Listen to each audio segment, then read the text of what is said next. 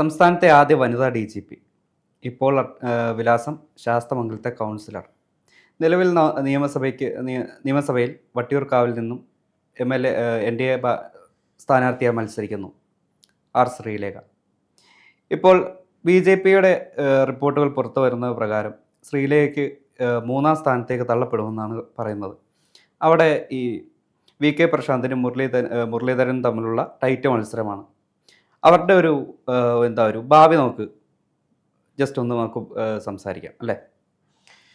ഈ BJPയുടെ റിപ്പോർട്ടുകൾ പുറത്തു വന്ന പ്രകാരം BJP മുൻപ് പറഞ്ഞിരുന്നു, അല്ലെങ്കിൽ രാജീവ് ചന്ദ്രശേഖർ മുമ്പ് പറഞ്ഞിരുന്നത്, കേരളത്തിൽ 4 സീറ്റ് അല്ലെങ്കിൽ 5 സീറ്റ് നേടി BJP വിജയിക്കും എന്നാണ് പറഞ്ഞിരുന്നത്. പക്ഷേ ഇലക്ഷന് ശേഷം നടന്നിട്ടുള്ള ഒരു വിലയിരുത്തൽ പ്രകാരം ഈ പറയുന്ന നേമത്ത് രാജീവ് ചന്ദ്രശേഖരനടക്കം ഒരു സ്ഥാനാർത്ഥികളും വിജയിക്കില്ല എന്നുള്ളത് ഏകദേശം BJPക്ക് തന്നെ ബോധ്യമായിട്ടുള്ള കാര്യമാണ്.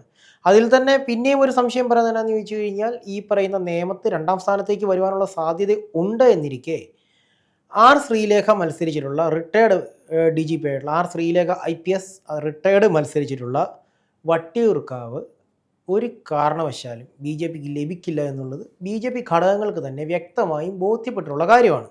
കാരണം അവർക്ക് മുൻപോട്ട് പോകുവാനായിട്ടുള്ള യാതൊരുവിധ ഓപ്ഷൻസും ഇല്ല.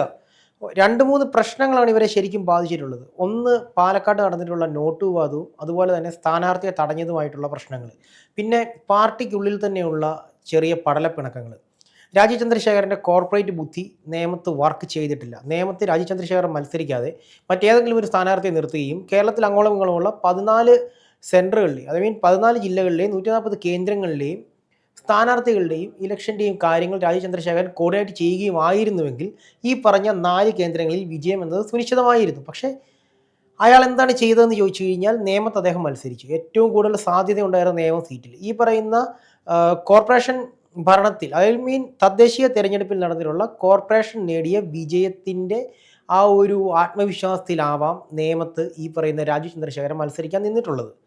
അതിൽ തന്നെ ഈ പാലക്കാട് നടന്നിട്ടുള്ള വിഷയങ്ങളുടെ സമയത്ത് രാജീവ് ചന്ദ്രശേഖരൻ സ്വീകരിച്ചിട്ടുള്ള മൗനം, പിന്നെ നോട്ട് വിവാദം, ഇതെല്ലാം തന്നെ BJPയെ ശക്തമായി ബാധിച്ചിട്ടുണ്ട്.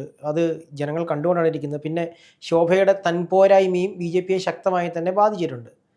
പിന്നെ ഈ പറയുന്ന നമ്മൾ മുൻപ് ചർച്ച ചെയ്തിട്ടുള്ളതാണ് K സുരേന്ദ്രൻ പക്ഷത്തിൻ്റെ എതിർപ്പ്, അതും എതിരായിട്ട് വരാനുള്ള സാധ്യതയുണ്ട്. പിന്നെ ആകെപ്പാടെ സംഭവിക്കുന്ന BJP കുറച്ച് വോട്ട് പിടിക്കുമെന്നുള്ളതും, അത് LDFൻ്റെ വോട്ട് നഷ്ടപ്പെടുകയും അതുവഴി ഈ പറയുന്ന UDF സ്ഥാനാർത്ഥിക്ക് ജയിക്കാനുള്ള സാധ്യത ഉണ്ടാക്കി കൊടുക്കുമെന്നുള്ളതല്ലാതെ BJPക്ക് ഒരു സെൻറ്ററുകളിലും വിജയം നേടുവാൻ സാധിക്കില്ല എന്നുള്ളത് BJP കേന്ദ്രങ്ങൾ തന്നെ വ്യക്തമാക്കിയിട്ടുള്ള കാര്യമാണ്. നമുക്ക് ഈ മുൻപുള്ള സംഭവങ്ങൾ നോക്കുമ്പോൾ തന്നെ ശ്രീലേഖയുടെ BJPയിലേക്കുള്ള കടന്നുവരവ്, തുടർന്ന് തദ്ദേശ ഭരണ സ്ഥാപനങ്ങളിലേക്കുള്ള ആ തിരഞ്ഞെടുപ്പിൽ സ്ഥാനാർത്ഥിത്വം, അതെല്ലാം വളരെ വിവാദത്തിന് വെച്ചിട്ടുണ്ട്.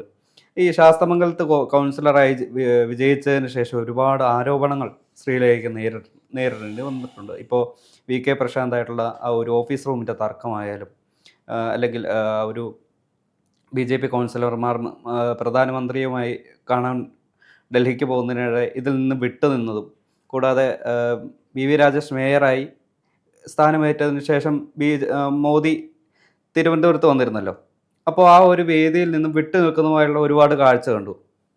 അതുമാത്രമല്ല, ഇപ്പോൾ ഈ കഴിഞ്ഞ ഇടയ്ക്ക് വട്ടിയൂർക്കാവിലെ തിരഞ്ഞെടുപ്പ് പ്രചാരണാർത്ഥം കേന്ദ്രമന്ത്രി S ജയശങ്കർ തിരുവനന്തപുരത്ത് എത്തിയിരുന്നു. പക്ഷേ ആ ഒരു പ്രസംഗത്തിലാകെ പറഞ്ഞുകൊണ്ടിരുന്നത് രാജീവ് ചന്ദ്രശേഖരുടെ കാര്യം മാത്രമാണ്.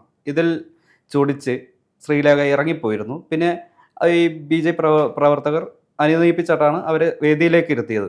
ഇതുപോലെ ഒരുപാട് വിവാദങ്ങൾ ശ്രീലേഖയുടെ ഒരു ഈഗോ കൊണ്ടുണ്ടായിട്ടുണ്ട്. ഈ ആർ ശ്രീലേഖ മാത്രമല്ല, ഈ NDA BJP സഖ്യം നിലവിൽ വന്നതിന് ശേഷമുള്ള ഒരു മാറ്റം നമുക്ക് ശ്രദ്ധിച്ചു കഴിഞ്ഞാൽ മനസ്സിലാക്കാൻ പറ്റുന്നതാണ്. ഇന്ത്യയിലെ തന്നെ, അല്ലെങ്കിൽ കേരളത്തിലെ പ്രമുഖരെ ഈ പറയുന്ന നേതൃസ്ഥാനത്തേക്ക് കൊണ്ടുവരികയും അവർക്ക് ഈ പറയുന്ന തിരഞ്ഞെടുപ്പിൽ മത്സരിക്കാനുള്ള അവസരം ഉണ്ടാക്കി കൊടുക്കുന്നത് BJPയുടെ ഒരു സ്ട്രാറ്റജി ആയിട്ട് നമ്മൾ കണ്ടുവരുന്നതാണ്. അതിൽ തന്നെ ഒരു പ്രമുഖനാണ് മെട്രോമാനായിട്ടുള്ള ശ്രീധരൻ. അദ്ദേഹത്തെ മുഖ്യമന്ത്രി സ്ഥാനാർത്ഥിയാക്കി നിർത്തുന്നു. അദ്ദേഹം മുഖ്യമന്ത്രി ഓഫീസ് ഇലക്ഷൻ സമയത്ത് തന്നെ ഓഫീസ് സ്റ്റാർട്ട് ചെയ്യുന്നു. ഈ പറയുന്ന വോട്ട് എണ്ണിയതിന് ശേഷം പിന്നീട് ഈ മെട്രോമാൻ എവിടെയാണെന്ന് ചോദിച്ചാൽ ആർക്കും അറിയില്ല. അതുപോലെ തന്നെയാണ് ഈ പറയുന്ന ശ്രീലേഖയെ കൊണ്ടുവന്നിട്ടുള്ളത്, രാജീവ് ചന്ദ്രശേഖരെ കൊണ്ടുവന്നിട്ടുള്ളത്. ഇവരെല്ലാവരും തന്നെ കൊണ്ടുവന്നിട്ടുള്ളത് പ്രശസ്തിയുടെ അല്ലെങ്കിൽ ഫെയിം മാത്രം കണ്ടിട്ടാണ്. ഒരു കാര്യം മനസ്സിലാക്കണം, ബി ജെ പി മനസ്സിലാക്കേണ്ട ഒരു കാര്യമുണ്ട്. ഇത് ആന്ധ്രാപ്രദേശോ തമിഴ്നാടോ ഒന്നുമല്ല. അവിടെയൊക്കെ ഫെയിം വെച്ചിട്ട് ഒരുപക്ഷെ വോട്ട് നേടിയെടുക്കാൻ സാധിക്കുമായിരിക്കും. കേരളത്തിൽ അത് സാധിക്കുന്ന ഒരു കാര്യമല്ല. കേരളത്തിൽ ഫെയിമിന് ഒരു വിലയും ഇല്ല എന്നുള്ളത് നമ്മൾ തൃപ്പൂണിത്തുറയിലും അതുപോലെ തന്നെ തൃക്കാക്കരയിലും പിന്നെ ഈ കുണ്ട്രയിലും ഒക്കെ നമ്മൾ കണ്ടിട്ടുള്ള കാര്യങ്ങളാണ്. ഫെയിം അല്ല. ഇപ്പം ഒരു സിനിമാ നടിയെ അല്ലെങ്കിൽ ഒരു സിനിമാ നടനെ അല്ലെങ്കിൽ ഒരു ബിഗ് ബോസ് താരത്തെ കൊണ്ടുപോയി നിർത്തി കഴിഞ്ഞാൽ വോട്ട് വീഴുമെന്നുള്ള ഒരു ധാരണ ബി ജെ പിക്ക് ശക്തമായിട്ടുണ്ട്. അതിൻ്റെ ഉത്തമ ഉദാഹരണമാണ് യാതൊരുവിധ കഴിവുമില്ലാതെ റോബിൻ രാധാകൃഷ്ണൻ എന്ന് പറയുന്നൊരു വ്യക്തിയെ കൊണ്ട് കുണ്ട്രയിൽ നിർത്തിയിട്ടുള്ളത്. ഈ ബിഗ് ബോസിൽ നിന്ന് പുറത്തിറങ്ങിയതിന് ശേഷം വേദികളിൽ വന്നിട്ട് ഓ ഹൂ എന്ന് പറഞ്ഞ് കൂവുന്നതല്ല ഈ പറയുന്ന ഇലക്ഷൻ പര്യടനം അല്ലെങ്കിൽ ഇലക്ഷന് വോട്ട് കിട്ടുവാനായിട്ടുള്ളൊരു മാർഗം എന്നുള്ളത് മനസ്സിലാക്കണം. പിന്നെ അഖിൽമാരാരെ നോക്കുകയാണെന്നുണ്ടെങ്കിൽ അയാൾ അത്യാവശ്യം പൊളിറ്റിക്സ് ഫേസ്ബുക്കിലൂടെ സംസാരിക്കുന്ന നിലപാടുകളുള്ളൊരു വ്യക്തിയാണ്. അയാളുടെ കാര്യം ഓക്കെ. ഈ തൃപ്പൂണിത്തുറ നിർത്തിയിട്ടുള്ള അഞ്ജലി, തൃപ്പൂണിത്തുറ ശരിക്കും പറഞ്ഞു കഴിഞ്ഞാൽ ശക്തമായ ഹിന്ദു വേരോട്ടമുള്ളൊരു മണ്ണാണ്. ഏറ്റവും കൂടുതൽ ഹിന്ദു വേരോട്ടമുള്ളൊരു മണ്ണാണ്. അതിൽ ഹൈന്ദവ പക്ഷത്ത് നിൽക്കുന്ന പാർട്ടി എന്നുള്ള രീതിയിൽ ബി ജെ പിക്കും അതുപോലെ തന്നെ ഈ പറയുന്ന എൻ ഡി എക്കും നല്ല ഒരു മുന്നേറ്റം ഉണ്ടാക്കാൻ പറ്റുന്ന സമയത്താണ് ഈ പറയുന്ന N D A B J പിയെ വിട്ട് 2020, അതായത് ഈ പറയുന്ന 2020 സാബുവും ജേക്കബിൻ്റെ പാർട്ടി എന്ന് പറയേണ്ട ഈ പറയുന്ന കുന്നത്തുനാട് ആരംഭിച്ച ഒരു സഹകരണ സംഘം പിന്നീട് അത് പാർട്ടിയായി വളരുകയാണ്. ആ പറയുന്ന 2020ക്ക് അവസരം കൊടുക്കുകയാണ്. 2020യിലാണ് ഈ പറയുന്ന തൃക്കാക്കരയിൽ ഈ ഞാൻ മുൻപ് പറഞ്ഞ അഖിൽമാരാരും ഈ തൃപ്പൂണിത്തുറയിൽ ഈ പറഞ്ഞിട്ടുള്ള അഞ്ജലിയും മത്സരിക്കുന്നത്. പക്ഷെ ഇവർ രണ്ടുപേരും വന്നപ്പോൾ ശരിക്കും പറഞ്ഞാൽ ഒരു പ്രശ്നം സംഭവിക്കുന്നത് എന്താണെന്ന് ചോദിച്ചു കഴിഞ്ഞാൽ ബി ജെ പി ഇത്രയും നാൾ എൻ ഡി എക്ക് ഇവിടെ വേരുറപ്പിച്ച് കൊടുത്തത് ആരാണ്? ബി ജെ പി ആണ്. ഇവിടെ ഉണ്ടായിരുന്നത് ബി ജെ പി ആണ്. പിന്നീടാണ് എൻ ഡി എ വരുന്നത്. എൻ ഡി എ ഇവിടെ വന്നിട്ടാണ്ട് 3-4 ഇലക്ഷൻ പീരീഡ്സ് മാത്രമേ ആയിട്ടുള്ളൂ. കൂടി പോകണമെങ്കിൽ ഒരു 15 വർഷം അല്ലെങ്കിൽ ഒരു 10 വർഷത്തിൽ കൂടുതലൊന്നും ആയിട്ടില്ല എൻ ഡി എ എന്ന് പറയുന്നൊരു സഖ്യത്തെക്കുറിച്ച് ഈ പറയുന്ന മലയാളികൾ കേൾക്കാൻ തുടങ്ങിയിട്ട്. അതറിയാമല്ലോ, ആഷിക്കിന് അറിയാവുന്നൊരു കാര്യമാണ്. അപ്പോൾ ഈ എൻ ഡി എ എന്ന് പറയുന്നത് ബി ജെ പിക്ക് മേലെ പടർന്നു കയറുകയും പറയുന്ന 2020ക്ക് അവസരം കൊടുക്കുകയും ചെയ്യുന്നു. ഈ 2020ക്ക് അവസരം കൊടുക്കുമ്പോൾ സ്വാഭാവികമായിട്ട് സംഭവിക്കുന്നത് എന്താണ്?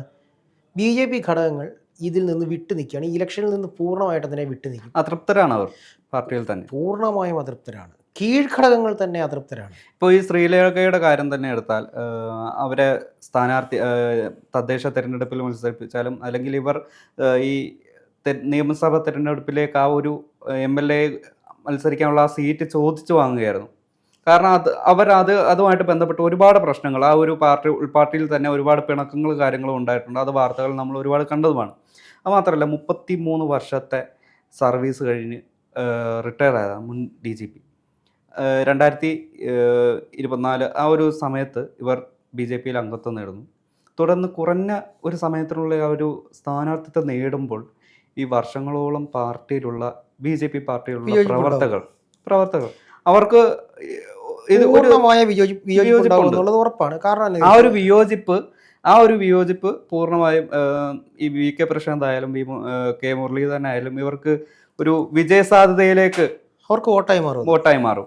ഞാൻ പറയാം, ഈ പോലീസ് ഡിപ്പാർട്ട്മെന്റിലുണ്ടായിരുന്ന സമയത്ത് ഈ ശ്രീലേഖ IPS എന്ന് പറയുന്ന വ്യക്തി വളരെ കഴിവുള്ള ഒരു പോലീസ് ഉദ്യോഗസ്ഥ തന്നെയായിരുന്നു. Sreelekha IPS fire and safety ആ ഒരു ഫയർഫോഴ്സിന്റെ മേധാവിയായിട്ടാണ് അവർ റിട്ടയർ ആയത്. ഫയർഫോഴ്സിന്റെ മേധാവിയായിട്ട് റിട്ടയർഡ് ആകുന്നു. അവർ അന്വേഷണ മികവ് തെളിയിച്ച ഒരുപാട് കേസുകളുണ്ട്. അതുപോലെ തന്നെ കോട്ടയം പ്രവീൺ വധക്കേസ്, കിൽരൂർ പീഡന കേസ്, ഇതിലൊക്കെ ഈ പറയുന്ന ശ്രീലേഖ നടത്തിയിട്ടുള്ള മുന്നേറ്റങ്ങൾ വളരെ പ്രശംസനീയമാണ്. ഈ കിൽരൂർ ഷാരിക്കും അതുപോലെ തന്നെ കിൽരൂർ ഷാരിക്ക് നീതി മേടിച്ചു കൊടുക്കുന്നതിനകത്ത് ശ്രീലേഖയുടെ കഴിവ് എടുത്തു പറയണം. അതുപോലെ തന്നെ DYSP ഷാജി എന്ന് പറയുന്ന പ്രവീൺ വധക്കേസിലെ കുറ്റവാളി, അയാളെ അത് കാക്കിയോടുള്ള കൂറ് കാണിക്കാതെ അയാളെ അഴികൾക്കുള്ളിലാക്കിയതിനകത്ത് ശ്രീലേഖ കാണിച്ചിട്ടുള്ള ആ ഒരു പാഠവും അതൊരിക്കലും മാറ്റി നിർത്താൻ പറ്റുന്ന ഒന്നല്ല. പിന്നെ അനഘ, ഈ കിളിരൂർ പീഡന കേസുമായിട്ട് കണക്റ്റഡ് ആയിട്ടുള്ളൊരു കേസാണ്. ഒരു തിരുമേനിയും അദ്ദേഹത്തിൻ്റെ കുടുംബവും സൂയിസൈഡ് ചെയ്ത കേസ്. പിന്നീട് ആ പെൺകുട്ടി പീഡിപ്പിക്കപ്പെട്ടിരുന്നു എന്നുള്ള തിരിച്ചറിവ് കേരള മനസാക്ഷി മൊത്തം നടുങ്ങിയ ആ ഒരു കേസിൽ ശ്രീലേഖ എടുത്തിട്ടുള്ള നടപടികൾ പ്രശംസനീയമാണ്. പക്ഷേ ഈ 2004 വിജിലൻസ് DIG ആയിരുന്ന സമയത്ത് രാഷ്ട്രപതിയുടെ പോലീസ് മെഡൽ നേടിയിട്ടുണ്ട്. പക്ഷെ ഇതൊന്നും തന്നെ ഇലക്ഷന് ബാധകമല്ല ആഷിക്ക്. അത് മാത്രമല്ല, ഇപ്പൊ ഈ പ്രചരണ സമയത്ത് പോസ്റ്ററുകളിൽ ശ്രീലേഖ IPS റിട്ടയർഡ്, അതെ IPS എന്നുള്ള റിട്ടയർഡ് ഓക്കെ. പക്ഷെ ആ ഒരു എന്താ പറയാ പദവി ദുരുപയോഗം ചെയ്തതിന് തെരഞ്ഞെടുപ്പ് കമ്മീഷനിൽ നിന്ന് വിമർശനം നേരിട്ടോ. അത് തുടർന്ന് പിന്നീട് അത് മാറ്റേണ്ടിയും വന്നിട്ടുണ്ട്. ഒരു DGP പദവിയിലുണ്ടായിരുന്ന ഒരാൾക്ക് അറിയില്ലേ, അതായത് ഈ ഇതുപോലെ ഒരു പൊളിറ്റിക്സിലേക്ക് ഈ ഒരു സ്ഥാനം കൊണ്ടുവരരുത് എന്നുള്ളത്? അവര് നോക്കിയപ്പോഴേക്കും അഡ്വക്കേറ്റ് ഇന്നയാള് എന്ന് പറഞ്ഞ് ഒരു പോസ്റ്റർ ഇടുന്ന MBBS അഡ്വക്കേറ്റ്, ഞാൻ പറഞ്ഞത് LLB ഞാൻ പോലുള്ള പറഞ്ഞത് ആ, അവരുടെ ബുദ്ധിമോശമാണിത്. കാരണം നമ്മുടെ പോസ്റ്ററിൽ കണ്ടിട്ടുണ്ട് അഡ്വക്കേറ്റ് M സ്വരാജ് കമ്മ്യൂണിസ്റ്റ് പാർട്ടിയുടെ സ്ഥാനാർത്ഥിയായിട്ട് ഇടതുപക്ഷ ജനാധിപത്യ മുന്നണിയുടെ സ്ഥാനാർത്ഥി ഇന്ന ചിഹ്നത്തിൽ അഡ്വക്കേറ്റ് M സ്വരാജ്, അല്ലെങ്കിൽ ഇപ്പോൾ നോക്കുന്നത് ഡോക്ടർ ഇന്നയാൾ BJPയുടെ. അപ്പോൾ അവർ നോക്കിയപ്പോഴേക്കും അയാൾ അഡ്വക്കേറ്റ്, ഇയാൾ ഡോക്ടർ, ഞാൻ IPS അല്ലേ, ഇരിക്കട്ടെ, അത്രയും ബുദ്ധിയേ ഉള്ളൂ എന്നുള്ളതാണ് ഒന്നാമത്തെ കാര്യം. പക്ഷേ ഒരു സിവിൽ സർവീസ് ക്രാക്ക് ചെയ്ത് 33 വർഷത്തോളം പോലീസ് സർവീസിൽ പോലീസ് ജീവിതം മുന്നോട്ട് നയിച്ച ഒരാൾക്ക് അറിയില്ലേ ഇതുപോലത്തെ ഒരു പദവി ദുരുപയോഗം ചെയ്യരുതെന്ന്? അറിയുമെങ്കിൽ ചെയ്യില്ലല്ലോ. അപ്പോൾ അറിയത്തില്ല എന്നുള്ളത് അതിൽ നിന്ന് തന്നെ ബോധ്യമല്ലേ. പിന്നെ ഇത്തവണ ഇന്ത്യ നിർത്തിയിട്ടുള്ള സ്ഥാനാർത്ഥികളുടെ കോമാളിത്തരങ്ങളൊക്കെ ഇപ്പോൾ ട്രോൾ പേജുകളിൽ നിന്ന് അറിഞ്ഞുകൊണ്ടിരിക്കുകയാണ്. ഈ ആരൊക്കെയായിട്ട് അഞ്ജലിയുടെ വായിൽ നിന്നുള്ള വാക്കുകളും അതുപോലെ തന്നെ ഈ പറയുന്ന റോബിൻ രാധാകൃഷ്ണന്റെ കൊടിവീശലും, ഏറ്റുമാനൂർ സ്ഥാനാർത്ഥി ആതിരയും ജെൻസി കാൻഡിഡേറ്റുള്ള ആതിരയുടെ ചില സംഭവങ്ങൾ, ആതിരയുടെ വായിൽ നിന്നുള്ള ചില സംഭവങ്ങളും ഒക്കെ ട്രോൾ അതിൽ ഏറ്റവും പ്രശസ്തമാണ് മറ്റേ വാസവൻ മുമ്പ് ഷാപ്പിലെ വിളമ്പുകാരനായിരുന്നു എന്നുള്ളൊരു പ്രസ്താവന. അത് ഒരിക്കലും പറയരുതാത്ത ഒരു കാര്യമാണ്. വാസവൻ മുൻപ് ഷാപ്പിലെ വിളമ്പുകാരനായിരുന്നുണ്ടെങ്കിൽ ആതിരയ്ക്ക് എന്താണ്? വാസവൻ തൊഴിലാളി പ്രസ്ഥാനത്തിലൂടെ വളർന്നു വന്നെന്നുള്ളത് ആതിര തന്നെ അടിവരയിട്ട് പറഞ്ഞു. അയാൾ ഷാപ്പ് തൊഴിലാളിയായിരുന്നു. അവിടെ ഷാപ്പിൽ കറി വിൽപ്പന നടത്തുന്നവൻ ഷാപ്പ് തൊഴിലാളിയാണ്. ഷാപ്പ് തൊഴിലാളി പ്രസ്ഥാനത്തിലൂടെ അല്ലെങ്കിൽ തൊഴിലാളി പ്രസ്ഥാനത്തിലൂടെ നേതൃനിരയിലേക്ക് ഉയർന്നു വരുന്ന ഒരു തെറ്റൊന്നുമല്ല. ഈ സ്ലമ്മിൽ നിന്നും, അതായത് തെരുവിൽ നിന്നും ലക്ഷാധിപതി, സ്ലം ടു മില്യണയർ ആയിട്ടുള്ള ഒരുപാട് ആളുകളെ നമ്മൾ കണ്ടിട്ടുണ്ട്. സ്ലം ഡോഗ് മില്യണയർ എന്ന പേരിൽ പുസ്തകം വരെ ഉണ്ട്. അതായത് എന്നും ഒരാൾ താഴേക്കടയിൽ കിടക്കണമെന്നൊന്നുമില്ല. അയാൾക്ക് കഴിവുണ്ടെന്നുണ്ടെങ്കിൽ, അയാൾക്ക് അധ്വാനിക്കാനുള്ള മനസ്സുണ്ടെന്നുണ്ടെങ്കിൽ he will become high. Okay, ഇപ്പം വട്ടിയൂർക്കാവിലേക്ക് തന്നെ തിരിച്ചു വരികയാണെങ്കിൽ ഇപ്പോൾ ശ്രീലേഖയെ മാറ്റി നിർത്തൽ ടൈറ്റ് കോമ്പറ്റീഷനാണ് VK പ്രശാന്തും മുരളീധരൻ തമ്മിൽ നടന്നിരിക്കുന്നത്. ഇപ്പോൾ 21,000 വോട്ടിൻ്റെ ഒരു ഭൂരിപക്ഷത്തിൽ VK പ്രശാന്ത് തിരിച്ച് ആ ഒരു MLA സ്ഥാനം നിലനിർത്തുമെന്നും എന്നാണ് CPM-ൻ്റെ ഒരു കണക്കുകൂട്ടൽ. ഇപ്പോൾ അവിടെ മുരളീധരൻ്റെ ഒരു സാധ്യത എന്തായിരിക്കും? തീർച്ചയായും മുരളീധരന് സാധ്യതയുണ്ട്. കാരണം എന്താ വെച്ച് കഴിഞ്ഞാൽ ഇപ്പോൾ ഇടതുപക്ഷ സർക്കാരിനെതിരായിട്ടുള്ള ഒരു വിദ്വേഷം ആഞ്ഞടിക്കുന്ന ഒരു ടൈമാണ്. മൊത്തത്തിൽ UDF തരംഗം ആഞ്ഞു വീശുന്ന ഒരു സമയത്ത് അപ്പോഴും പ്രശാന്തിനെതിരെ ആരോപണങ്ങളോ അതുപോലെ ഉള്ള കാര്യങ്ങളോ ഇല്ല. അവിടെ എല്ലാവിധ കാര്യങ്ങളും നേരെ ടിക്ടാക്കായിട്ട് നോക്കി നടത്തിയ ഒരു MLA, ഒരു പ്രതിനിധിയാണ് അദ്ദേഹം. ഞാൻ പറഞ്ഞു എന്തെന്ന് ചോദിച്ചാൽ, മൊത്തത്തിൽ ഈ പറയുന്ന നല്ല നേതാക്കൾ പോലും തോറ്റുപോകുന്ന അവസരങ്ങൾ ഇതിനു മുൻപ് ഉണ്ടായിട്ടുണ്ട്. 100 സീറ്റോളം ഈ പറയുന്ന UDF പിടിച്ച ഒരവസരം എനിക്ക് തോന്നുന്നു 2001-ലോ 2002-ലോ എങ്ങാണ്ട് നടന്നിട്ടുള്ള ഇലക്ഷനിൽ UDF വൻ വിജയം പിടിച്ചെടുത്ത ഒരു സംഭവം ഉണ്ടായിട്ടുണ്ട്. അന്ന് പക്ഷേ ഏതാണ്ട് വിരലിലുണ്ടാവുന്ന സീറ്റുകൾ മാത്രമാണ് BJPക്ക് മറ്റേ ഈ പറയുന്ന ഇടതുപക്ഷത്തിന് കിട്ടിയിട്ടുള്ളൂ. ഇടതുപക്ഷത്തിന് കിട്ടിയിട്ടുള്ള വോട്ടുകളുടെ കണക്ക് നോക്കുമ്പോൾ പ്രസ്ഥാനം കൊണ്ട് നേതാക്കൾ തോറ്റുപോകുന്ന അവസരവും കൂടെ ഉണ്ടായിട്ടുണ്ട്. ഇപ്പോൾ മൊത്തത്തിലൊരു വലതുപക്ഷ വികാരം ആഞ്ഞടിച്ചുകൊണ്ടിരിക്കുകയാണ്. ഒരു UDF ട്രെൻഡാണ് ഇപ്പോൾ നടന്നുകൊണ്ടിരിക്കുന്നത്. ആ UDF ട്രെൻഡിൽ അവിടെ K മുരളീധരൻ ജയിക്കാനുള്ള സാധ്യത വളരെ കൂടുതലാണ്. പിന്നെ K മുരളീധരൻ എന്ന് പറയുന്ന വ്യക്തി ഒരു സാധാരണക്കാരനൊന്നും അല്ലല്ലോ. നമ്മുടെ UDFന്റെ ലീഡർ എന്നറിയപ്പെടുന്ന K കരുണാകരന്റെ മകനല്ലേ. ആ ഒരു ഫയർ അദ്ദേഹത്തിന്റെ ഉള്ളിൽ ഉണ്ടാവാതിരിക്കും. പക്ഷേ ആ ലീഡറിന്റെ മകള് തന്നെ കണ്ണൂരിൽ NDAയുടെ സ്ഥാനാർത്ഥിയായിട്ടുണ്ട്, പത്മജ വേണുഗോപാൽ. അത് പിന്നെ 100 ആട്ടിൻകൂട്ടം ഉള്ളതിനകത്ത് ഒരാട്ടിൻകൂട്ടം പിഴച്ചു പോയി കഴിഞ്ഞാൽ നമുക്ക് ഈ 100 എണ്ണത്തെ വിട്ടേച്ച് ആ പോയ ഒരെണ്ണത്തിൻ്റെ പുറകെ പോകാനൊന്നും വരത്തില്ല. അങ്ങനെ പോകണമെന്നുണ്ടെങ്കിൽ പഴയ ബൈബിളിനകത്തെ നല്ലിടയനായിരിക്കണം. തൻ്റെ 100 ആട്ടിൻകൂട്ടത്തെ വിട്ടിട്ട് നഷ്ടപ്പെട്ടു പോയ ആട്ടുകുഞ്ഞിനെ തിരഞ്ഞു പോയ യേശുക്രിസ്തുവിൻ്റെ കഥ പറഞ്ഞതുപോലെ ആയിരിക്കണം. അതൊക്കെ യേശുക്രിസ്തുവിന് യേശുക്രിസ്തുവിന് അവസാനം വിധിച്ചാൽ എന്താണെന്നുള്ള ഇവിടെ എല്ലാവർക്കും അറിയാം. കുരിശ് മരണമായിരുന്നു. അപ്പോൾ അത്രയും നല്ലവരൊന്നും ഇപ്പോൾ ഒരു പ്രസ്ഥാനത്തിലും ഇല്ല. അതുകൊണ്ട് കൂട്ടം തെറ്റിപ്പോയ ആട്ടിൻകുഞ്ഞ് ഏതെങ്കിലും ഒരു കാര്യത്തൊഴുത്തിൽ പോയി കയറട്ടെ, അതവിടെ നിന്ന് വളരട്ടെ. ഇപ്പോൾ ശ്രീലേഖയിലേക്ക് തിരിച്ചു വരികയാണെങ്കിൽ, ഇപ്പോൾ നിയമസഭാ ഇലക്ഷനിൽ വട്ടിയൂർക്കാവിലെ പൂർണ്ണ പരാജയം ശ്രീലേഖ ആ ഒരു BJP നേതൃത്വം ഉറപ്പിച്ചു കഴിഞ്ഞു. ഇനി ശ്രീലേഖയുടെ അഡ്രസ്സ് എന്ന് പറഞ്ഞാൽ ശാസ്തമംഗലം വാർഡ് മെമ്പർ, അതായത് കേരളത്തിലെ ആദ്യ വനിതാ DGP ആണ്. അതിലേക്ക് ചുരുങ്ങി ഒരു പൊളിറ്റീഷ്യൻ, ജസ്റ്റ് ഒരു വാർഡ് കൗൺസിലറിലേക്ക് മാറിയിരിക്കുകയാണ്. BJP ഒരു സംഭൂജ പരാജയത്തിന് ശേഷം ശ്രീലേഖയുടെ ആ ഒരു BJPയിലെ ഒരു ഭാവി എന്തായിരിക്കും? ഇവിടെ ഈ ശ്രീലേഖയുടെ ഭാവി അല്ല BJPയുടെ സംപൂജ്യമായ പരാജയത്തിന് ശേഷം നമ്മൾ വിലയിരുത്താൻ പോകേണ്ടത് ആർ ശ്രീലേഖയുടെ ഭാവിയെക്കുറിച്ചല്ല. കാരണം അവർ തോറ്റാലും വാർഡ് കൗൺസിലാണ്. വാർഡ് കൗൺസിലറായിട്ട് തന്നെ അല്ല, അവർക്ക് എങ്കിലും അവർക്കെതിരെ ആ ഒരു ബി.ജെ.പിയിൽ തന്നെ മുറിവുറുപ്പുകളുണ്ട്. മുറിവുറുപ്പ് വരുന്ന അവർക്കെതിരെ അല്ല, മുറിവുറുപ്പ് വരുന്ന രാജീവ് ചന്ദ്രശേഖർക്കെതിരെയാണ്. ബി.ജെ.പിക്ക് ഇവിടെ ഉണ്ടാകുന്ന ദയനീയ പരാജയം കൃത്യമായി നോട്ട് ചെയ്യപ്പെടുക. ആ രാജീവ് ചന്ദ്രശേഖറുടെ ഭാവി എന്താണ്? അദ്ദേഹം കേരളത്തിൻ്റെ ബി.ജെ.പിയുടെ കേരള സംസ്ഥാന അധ്യക്ഷനാണ്. അദ്ദേഹത്തിൻ്റെ കസേരയ്ക്ക് കോട്ടം ഉണ്ടാകും, അദ്ദേഹത്തിൻ്റെ കസേര ഇളക്കിയിരിക്കും. കാരണം അറിയാലോ, അദ്ദേഹത്തിനെതിരെ മുറിവുറുപ്പുകൾ പല വശത്തു നിന്ന് ഉയരുന്നുണ്ട്. അതൊക്കെ കോർപ്പറേറ്റ് പവറിൽ അദ്ദേഹം അടിച്ചൊതുക്കി വെച്ചിരിക്കുന്നതാണ്.